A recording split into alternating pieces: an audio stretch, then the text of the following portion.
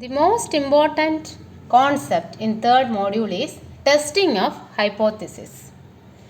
When we attempt to make decisions about the population on the basis of sample information, we have to make assumptions or guesses about the nature of the population involved or about the value of some parameter of the population. Such assumptions, which may or may not be true, are called a statistical hypothesis. By a hypothesis, we mean a statement which is capable of being tested by scientific method.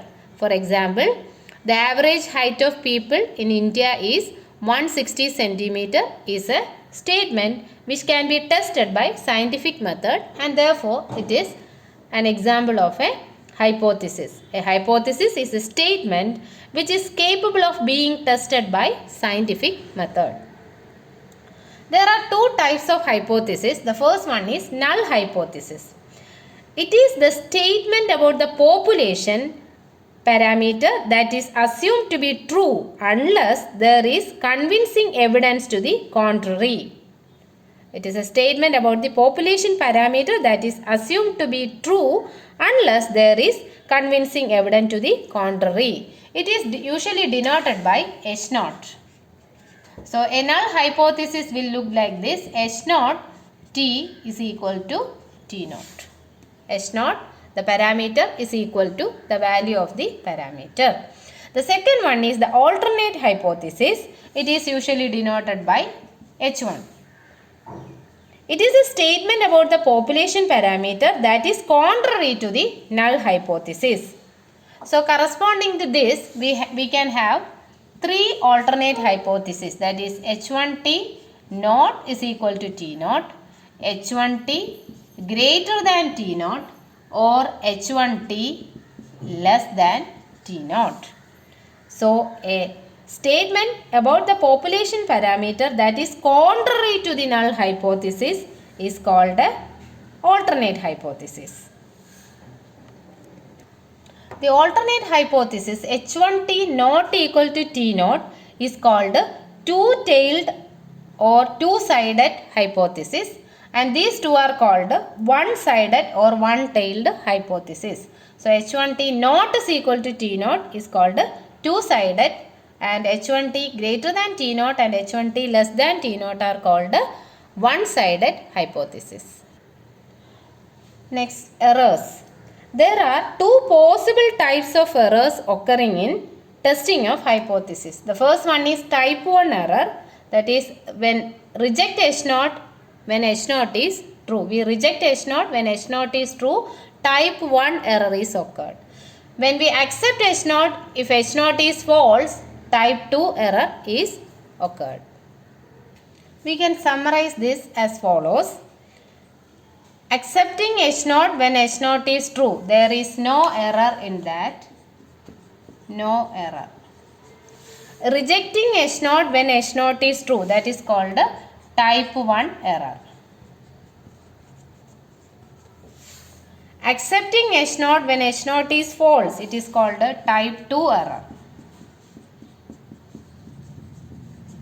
Rejecting H0 when H0 is false, there is no error.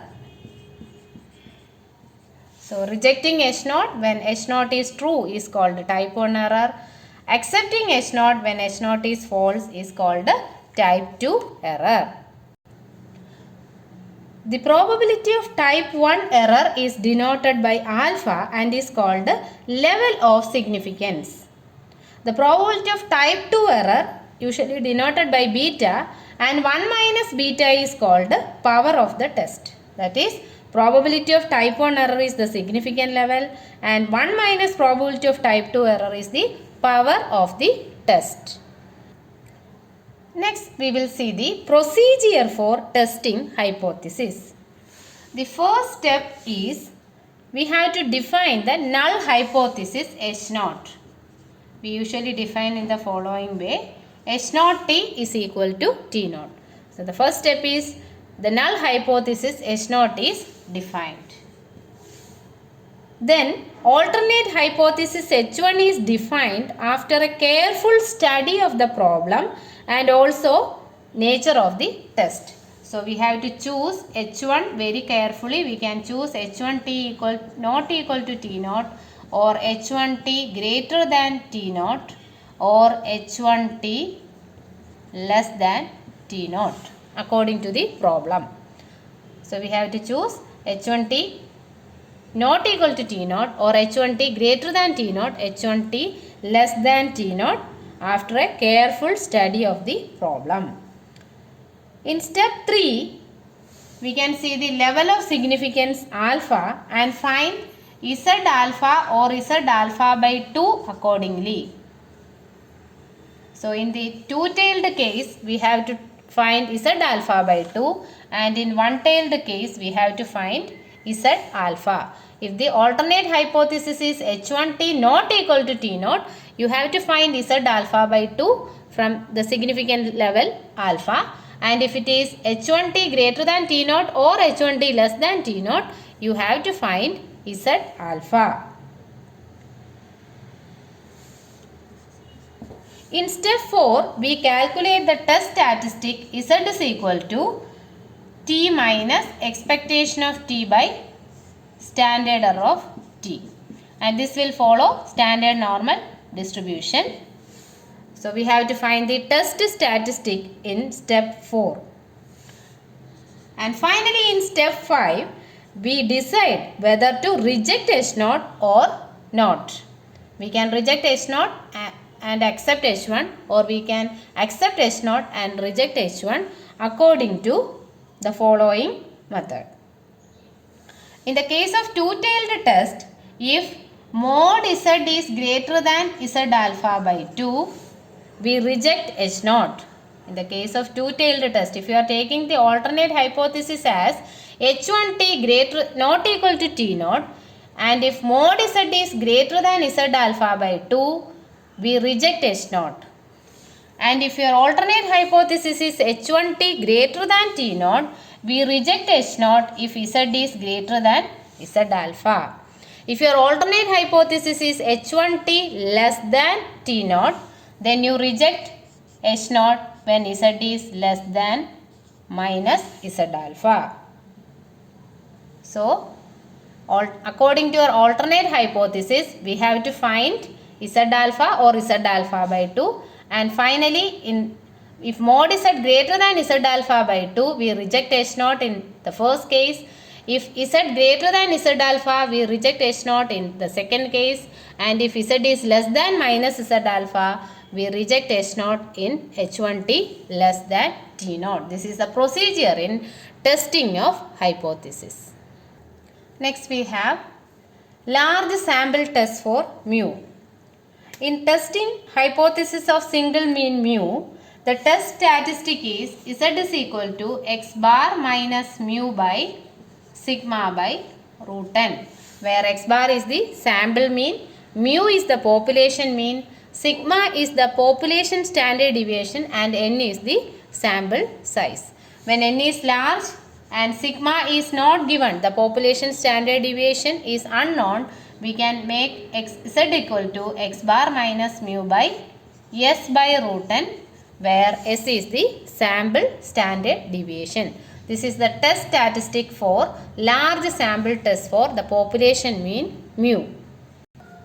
Now we will do some problems related to testing of hypothesis of single mean. A sample of 100 students is taken from a large population. The mean height of the students in this sample is 160 centimeter. Can it be reasonably regarded that in the population mean height is 165 centimeter and standard deviation is 10 centimeter? You can use 1% level of significance. So we are given a sample of 100 students. That means your n is 100 and we can see that it is a large sample.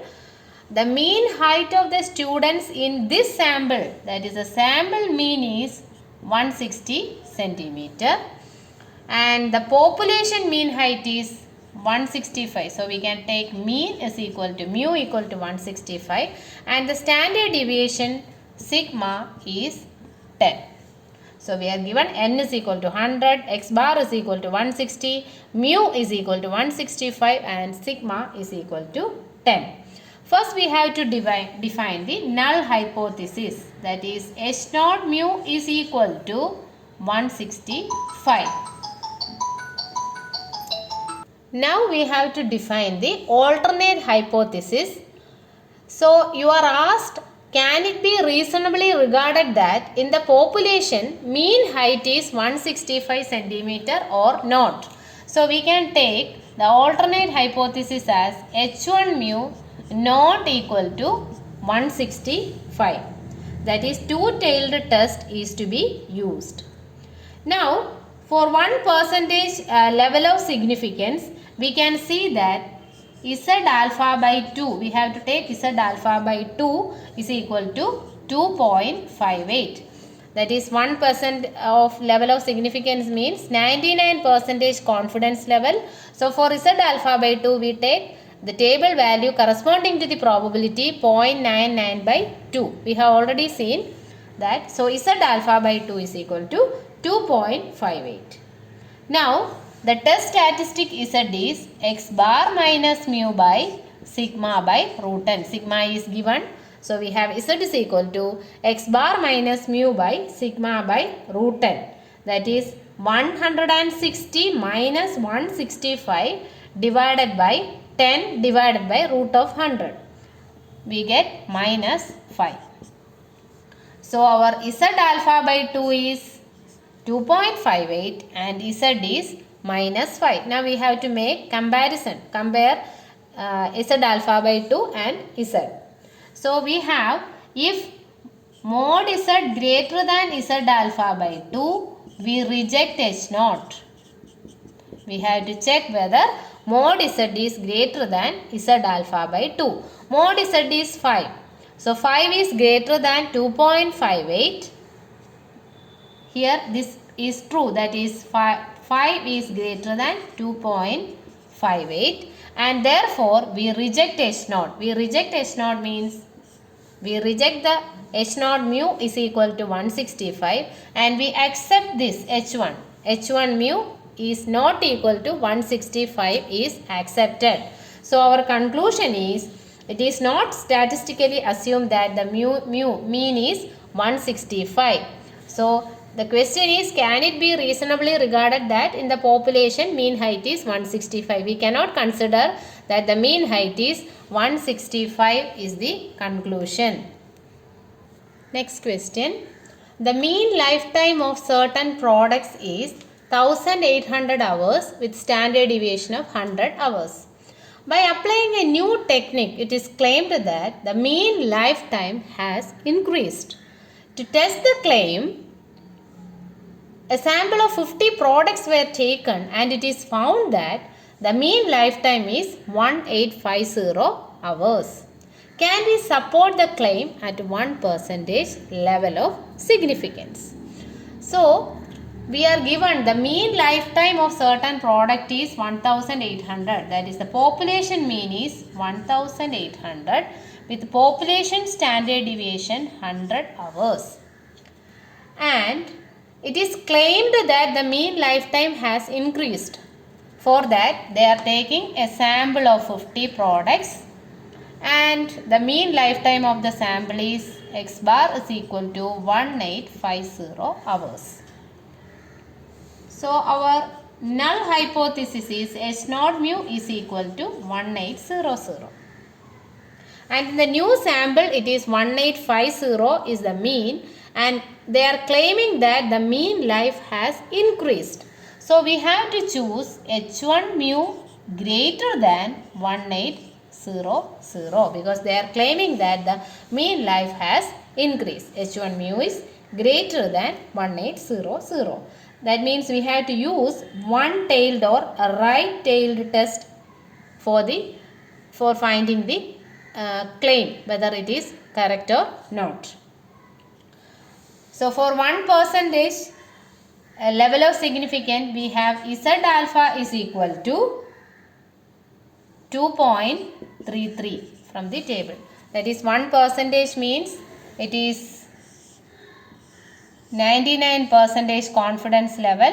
So you have 0.99 and here it is 0.5. Total you have 0.99 means you have 0.49 here. And the table value corresponding to the probability 0.49 is 2.33. Therefore, Z alpha is equal to 2.33 and the test statistic Z is x bar minus mu by sigma by root n. Sigma is given. That is equal to 1850 minus 1800 divided by 100 divided by root of 50. X bar minus mu by sigma by root n. You get 3.54. So your Z alpha is 2.33 and Z is 3.54. And for this alternate hypothesis H1 mu greater than 1800, we have to check whether Z greater than Z alpha. Then we reject H0. If Z is greater than Z alpha, we reject H0. Here Z is 3.54 and Z alpha is 2.33 and therefore this is true. Z is greater than Z alpha and hence we reject this hypothesis H0 mu is equal to 1800 and we accept the hypothesis H1 mu greater than 1800. Therefore, our conclusion is based on the sample data, we may support the claim that it increase in the average mean life has increased. So it is claimed that the mean life has increased and we are arriving at the conclusion that the mean life has increased. Next question. A machine is expected to produce nails of length 2 cm. A random sample of 100 nails gave an average length of 2.1 cm and standard deviation 0.25 cm. Can it be said that the machine is producing nails as per the specification? Use 95% level of significance. So we are given a sample of 100. N is 100. It gives an average of 2.1 cm. So your x bar is 2.1. Then a machine is expected to produce nails of length 2 cm. So your mu is 2 cm and the sample gives the standard deviation of 0.25. So you have S is equal to 0.25. So N is equal to 100, X bar is equal to 2.1, mu is equal to 2 and S is equal to 0.25. So we have to define the null hypothesis as H0 mu is equal to 2 and the alternate hypothesis is, can it be said that the machine is producing nails as per the specification? As per the specification, it has average length 2 cm. So H1 mu not equal to 2. We have to test H0 mu is equal to 2 against H1 mu not equal to 2. Now, since it is two-tailed, we have to find Z alpha by 2 and we know that for 95% confidence level or 0.5% significance level, Z alpha by 2 is 1.96. 95% confidence level or we can say 5% significance level of significance. Z alpha by 2 is 1.96 and the test statistic Z is x bar minus mu by, here sigma is unknown but n is large. So we can replace sigma by s so that x bar minus mu by s by root n. And you have to substitute x bar is equal to 2.1, mu equal to 2, s equal to 0.25 and n is equal to 100 and we get Z as 4. We will get Z is equal to 4. Now we have to make comparison between this Z and Z alpha by 2 and we know if mod Z greater than Z alpha by 2 we reject H0. Here 4 is greater than 1.96, therefore we reject H0. So we reject the hypothesis H0 mu is equal to 2 and we accept H1 mu not equal to 2. So our question is, can it be said that the machine is producing nails as per the specification? No, the machine is not producing nails as per the specification. According to the specification, H0 mu is equal to 2. But we reject H0. We are rejecting this and we are accepting this, means the machine is not producing nails as per the specification. That is our conclusion. Next question. A company claims that the mean life of bulbs produced is at least 9,000 hours with standard deviation 500 hours. So your mu is at least greater than or equal to 9,000 and sigma is 500 hours. Test the claim that at 5% level of significance, that a random sample of 50 n is equal to 50 bulbs give a mean life of 8,800 hours. That is, our x bar is 8,800. So our null hypothesis is H0 mu. Always for the null hypothesis we use equal to 9,000. But you can see that mu is at least 9,000. They are claiming that the minimum lifetime is 9,000 hours. So mu is actually greater than or equal to 9,000, but in the null hypothesis we will write H0 mu is equal to 9,000. So the alternate hypothesis is H1 mu is less than 9,000 because their claim is at least 9,000. So the contrary is H1 mu less than 9,000. And for that we have to find Z alpha. Z alpha is 1.645. From the table we can see that Z alpha is 1.645 because for 5% level of significance we have 95% confidence level. So 95 of which 0.5 is here, 0.95. So we have 0.45 left here and the table value corresponding to the probability 0.45 is 1.645. And the test statistic Z is x bar minus mu by sigma by root n. That is 8800 minus mu 9,000 divided by 500 divided by root of 50 and we get it is minus 2.83. So for the alternate hypothesis H1 mu less than something, we have to check whether Z less than minus Z alpha. Z less than minus Z alpha, then we reject our hypothesis. Here you can see that Z is minus 2.83 which is less than minus 1.645. So Z is less than minus Z alpha and therefore we reject H0 and accept H1. So we accept H1, that H1 mu is less than 9,000. A company claims that the mean life of bulbs is at least 9,000. So we cannot accept that claim, it is less than 9,000. Thank you.